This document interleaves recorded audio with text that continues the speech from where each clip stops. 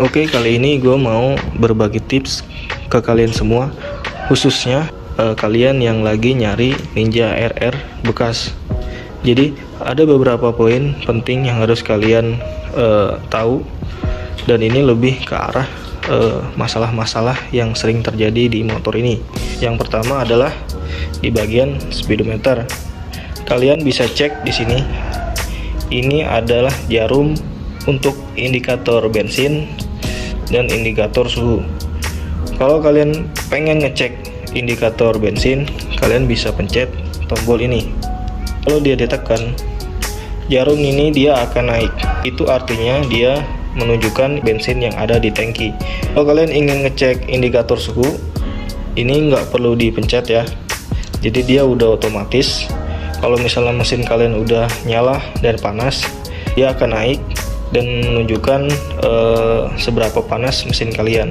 Jadi kalian bisa cek di sini apakah indikator ini tuh nyala ataupun mati. Terus kita lanjut di sini. Ini adalah jarum kilometer. Kebanyakan Ninja RR bekas itu jarumnya ini udah nggak jalan ya.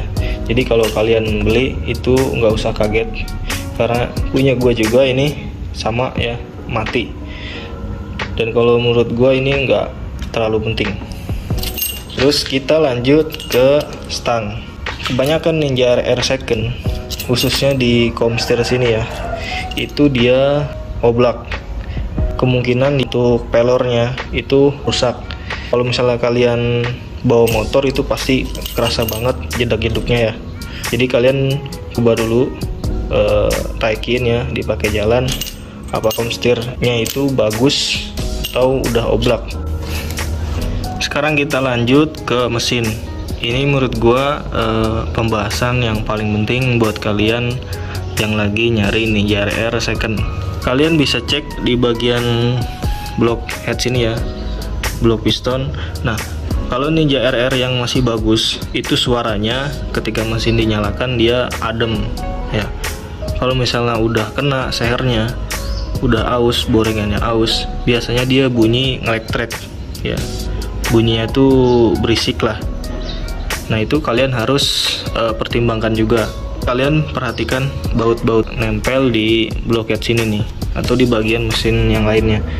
Kalau misalnya di sini udah kelihatan bekas bongkaran ya, ataupun bautnya itu udah ada yang gompal, itu harus kalian waspadai, karena takutnya dalemannya itu udah ditukar-tukar sama spare part yang non ori atau yang KW, atau bisa juga blok headnya ini diganti sama yang jelek ya.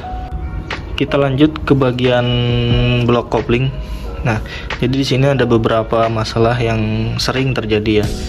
Yang pertama adalah suara atau bunyi seperti gangsing di blok kopling ini ya.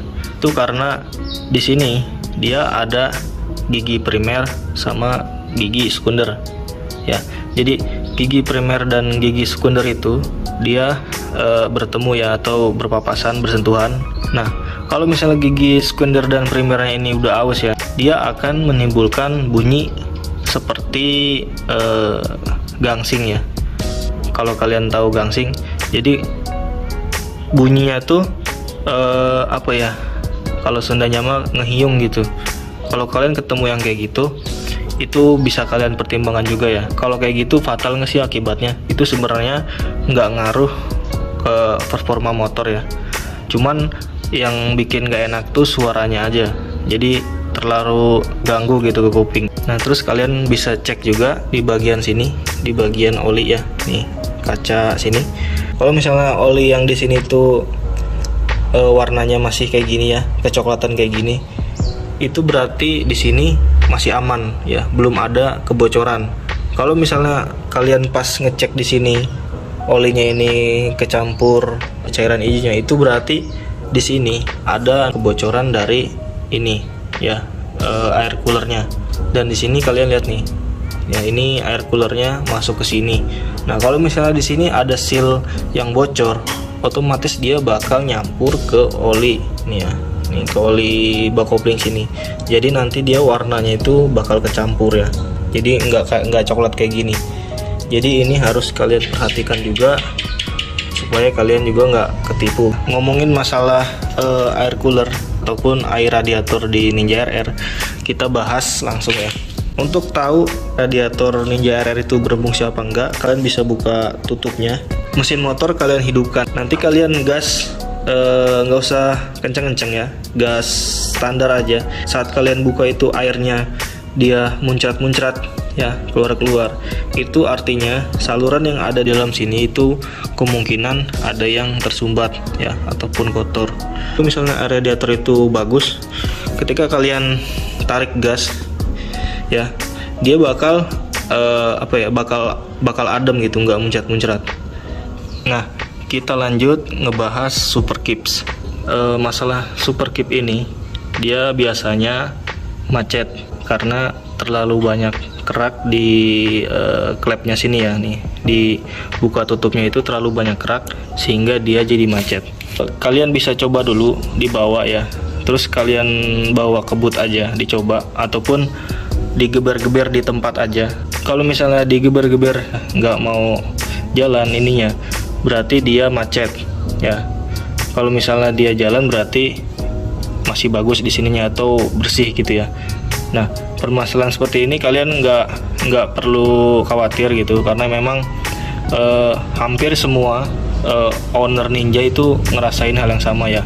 Jadi sering macet di sininya. Karena pertama adalah pemakaian oli samping yang jelek. Misalnya ininya pengen enteng, kalian bisa beli oli samping yang lebih bagus yang harganya 100.000 ke atas ya.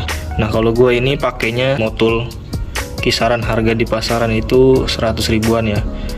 Ini udah termasuk bagus. Nah, untuk poin-poin yang tadi gue bilang itu penting yang harus kalian tahu ya, kalau misalnya kalian mau beli Ninja RR bekas. Jadi ini gue mau nge-share pengalaman gue aja ya.